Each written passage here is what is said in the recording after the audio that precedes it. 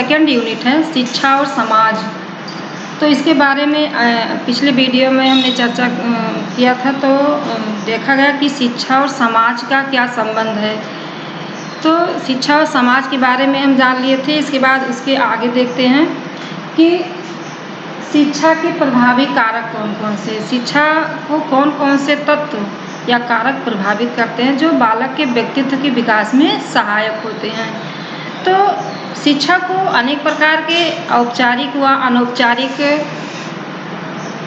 तत्व प्रभावित करते हैं, चाहे वो प्रत्यक्ष रूप से प्रभावित करें या अप्रत्यक्ष रूप से प्रभावित करें। बालक अपने समाज में, अपने परिवार में, अपने परिवेश में जो भी चीज़ें देखता है उसको सीखता है, उनका अनुकरण करता है, उनके विषय में जानकारी या ज्ञान अर्जित करता है, वही उसका शिक्षा होता है। तो शिक्षा के प्रभावी कारक कई हैं जो आगे देख लीजिए। पहला है घर या परिवार, दूसरा है समाज, तीसरा है विद्यालय, चौथा है राज्य और पांचवा है जनसंचार के साधन। तो इस प्रकार से जो बच्चे के व्यक्तित्व का विकास या उनका समाजीकरण स्टार्ट होता, तो जो है कहीं कहीं सबसे पहले घर या परिवार से स्टार्ट होता, प्रारंभ होता है। घर या परिवार उनका प्रथम पाठशाला भी माना गया है। तो यहीं से उनके शिक्षा या उनके जो है व्यक्तित्व के विकास जो है प्रारंभ हो जाते हैं। तो आगे हम देख लेते हैं कि इसमें से एक टॉपिक लेते हैं, घर या परिवार का जो है क्या महत्व है बालक के व्यक्तित्व के विकास में या उसके शिक्षा के विकास में घर या परिवार की क्या भूमिका है। तो ये अगली हेडिंग है आपकी है परिवार शिक्षा के प्रभावी कारक के रूप में। परिवार किस प्रकार से जो है शिक्षा के रूप में प्रभावी है बालक के ऊपर। तो जैसे हम जानते हैं कि मनुष्य क्या है, एक सामाजिक प्राणी है और समाज की प्रथम इकाई समाज को ही माना जाता है। तो समाज के अभाव में मानव का सर्वांगीण विकास असंभव है, अर्थात बच्चे के विकास की प्रथम अवस्था घर से ही प्रारंभ हो जाती है या परिवार बालक के लिए प्रथम पाठशाला के रूप में होता है। जैसा कि एक शोध के अनुसार पाया गया कि एक नवजात शिशु को एक कमरे में रखा गया, केवल उसको जो है उसके भूख को मिटाया गया, शांत किया गया, बाकी उससे कोई भी किसी भी प्रकार का क्रियाकलाप या किसी से मिलना जुलना नहीं किया गया। तो जब वो धीरे धीरे बड़ा हुआ, 5, 6, 7 साल का हुआ, 8 साल का हुआ, तो उसको निकाला गया और देखा गया, समाज में जब लाया गया तो देखा गया उसमें किसी भी प्रकार का विकास नहीं हुआ था। अर्थात उसका उसमें न कोई भाषा का विकास, न किसी भी प्रकार के वाणी का विकास हुआ था, न बोल सकता था, न उठ सकता था, न चल सकता था, बैठ सकता था। अर्थात उसके भी किसी भी शारीरिक क्रिया का, मानसिक क्रिया का या बौद्धिक क्रिया का विकास नहीं हुआ था। तो इससे यह सिद्ध हुआ कि बिना समाज के बच्चे का विकास असंभव है। इसलिए जो है कहा जाता है कि बिना समाज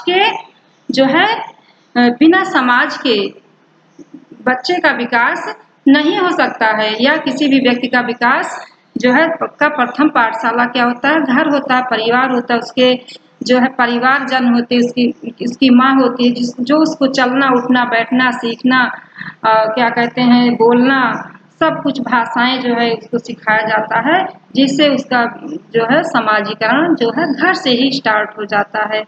तो इस प्रकार से अगर देखा जाए तो परिवार शिक्षा के प्रभावी कारक के रूप में बहुत ही महत्वपूर्ण भूमिका निभाते हैं।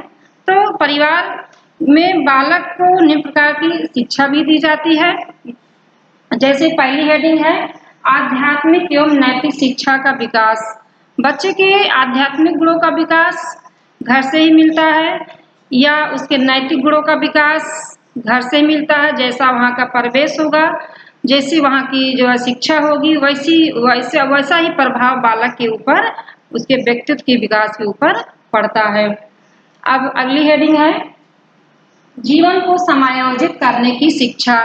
जीवन को समायोजित करने की शिक्षा बालक को घर से ही मिलता है, क्योंकि परिवार में लोग एक दूसरे के साथ सुख दुख में एक दूसरे का सहयोग करते हैं, सहायता करते हैं, एक दूसरे से अपने आप को समायोजित करते हैं। और यह सीख बच्चे को अनुकरण करके देख देख कर अपने परिवार से ही मिलता है, जिससे वो घर से सीखने के बाद किसी समाज संस्था, किसी सोसाइटी में जाते हैं तो वो उसका जो है समायोजन करने की सीख उनको जो घर से मिली हुई होती है, वो बाहर भी किसी भी कंडीशन में अपने आप को समायोजित कर लेते हैं। अगली हेडिंग है जीवन व्यवहार की शिक्षा। जीवन व्यवहार की शिक्षा। तो जीवन जीने की शिक्षा, जैसे भावी जीवन निर्धारण की शिक्षा बालक को परिवार से ही प्राप्त होता है कि आगे का जीवन जो उनको जीना है या जो है रहना है, तो वह शिक्षा उनको परिवार से ही मिलता है। तो प्रत्येक परिवार के व्यवहार क्या होते हैं, निश्चित होते हैं। हर एक परिवार का व्यवहार एक दूसरे परिवार से भिन्न भिन्न होता है, अलग अलग होता है।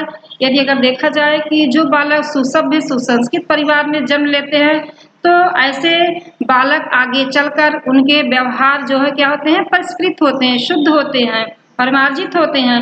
लेकिन अगर कोई बच्चा कलहपूर्ण वातावरण में या परिवार में जन्म लेता है जहाँ लड़ाई झगड़े द्वेष घृणा ये सब भावनाएं पनपती हैं, तो उसका असर बच्चे के ऊपर पड़ता है, जिससे वह उसके अंदर एक असामाजिक तत्व व्याप्त हो जाता है। और वह जब वह घर से या परिवार से बाहर निकलता है, किसी सोसाइटी में समाज संस्था का जब सदस्य बनता है, तो सब चीजें उसके अंदर वो गुण वहाँ विद्यमान होते हैं जो किसी न किसी रूप में दिखाई देती हैं।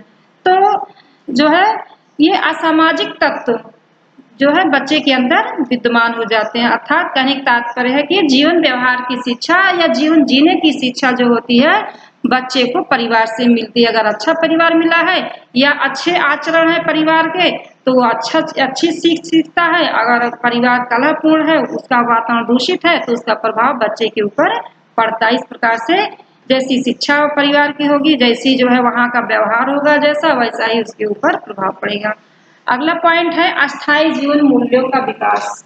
अस्थायी जीवन मूल्य का विकास, बच्चे के अस्थायी जीवन मूल्यों का विकास भी परिवार से ही होता है। परिवार के अस्थायी जीवन मूल्य क्या क्या है, जैसे प्रेम, दया, करुणा, ममता, सहयोग, त्याग, ये सब क्या है, सहायता, ये सब जो है जीवन मूल्य है जो हर एक व्यक्ति के का जीवन मूल्य है, जो बच्चे को कहीं न कहीं प्रभावित करता है।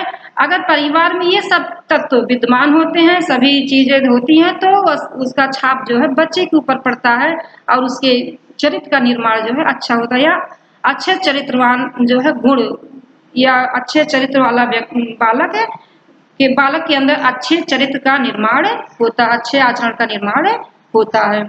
अगला है बालक के आदत एवं उत्तम चरित्र निर्माण की शिक्षा। बालक के आदत का निर्माण भी परिवार की परंपराओं पर निर्भर करता है। जैसे किसी भी परिवार की परंपरा, रीति रिवाज, धर्म, त्योहार, भाषा, सब कुछ एक परिवार का दूसरे परिवार का जो है एक दूसरे से अलग होता है। तो परिवार में जैसा व्यवहार होगा, जैसा आदत होगा, जैसा चरित्र होगा उस परिवार का, वैसा ही जो है बच्चे के ऊपर उसका भी प्रभाव पड़ता है। तो यदि परिवार में सहयोग, सद्भावना का वातावरण होता है, तो बालक में बड़े होने पर उत्तम गुणों का विकास होता है। लेकिन यदि परिवार का कलहपूर्ण होना, मानसिक दशा, यदि परिवार कलहपूर्ण होता है, परिवार में लड़ाई झगड़ा ये सब होती है, तो क्या होता है कि बच्चे के ऊपर जो है उसका दूषित प्रभाव पड़ता है और उसके जो है चरित्र निर्माण में जो है कहीं कहीं हानिकारक सिद्ध होता है। अगला है पारस्परिक सहयोग की शिक्षा। तो बच्चे को परिवार से ही पारस्परिक सहयोग की शिक्षा, अर्थात परिवार में हर एक व्यक्ति एक दूसरे का परस्पर सहयोग करते हैं, तो वह चीज बच्चे देख देख कर अनुकरण करके भी सीख जाते हैं और वह जिस आदर्श वातावरण में जीते हैं उसी की छाप उनके ऊपर पड़ती है। तो सहयोग की परस्पर सहयोग की भावना परिवार में अक्सर देखा जाता है। प्राय सभी जानते होंगे कि परिवार में एक दूसरे की सहायता करना, सुख दुख में जो है खड़े हो जाना, ये सब चीजें पाई जाती है, उसका प्रभाव बच्चे पर पड़ता है। आगे देख लीजिए आज्ञा पालन एवं अनुशासन की शिक्षा। तो आज्ञा पालन और अनुशासन की शिक्षा भी बालक को परिवार से ही मिलता है अक्सर।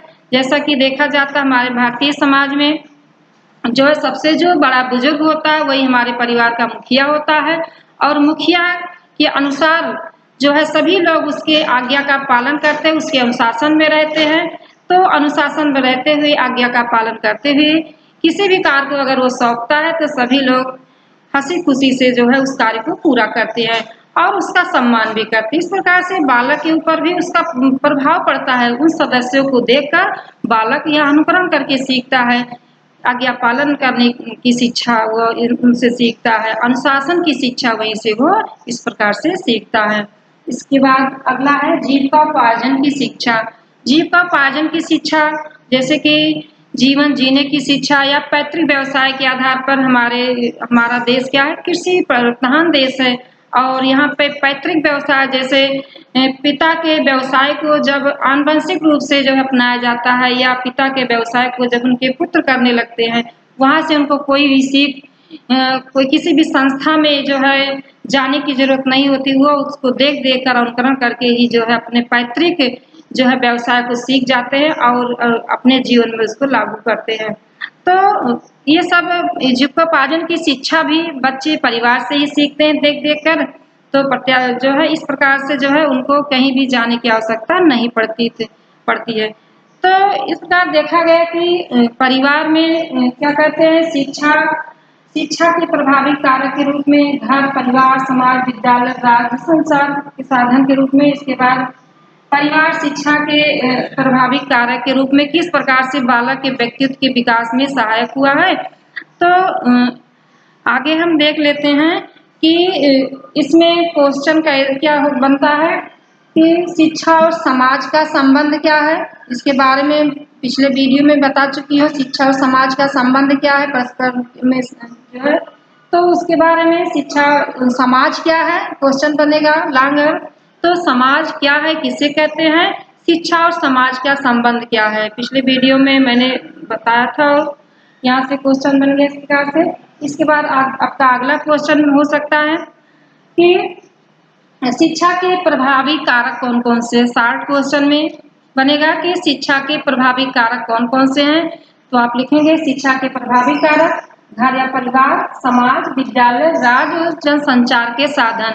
और इसके बाद अगला क्वेश्चन, शिक्षा के प्रभावी कारक में जो है परिवार शिक्षा के प्रभावी कारक, परिवार किस प्रकार से शिक्षा को प्रभावित करता है या शिक्षा के प्रभावी कारक के रूप में परिवार की क्या भूमिका है। तो इस प्रकार से आपका 2-3 क्वेश्चन यहाँ से तैयार होता है।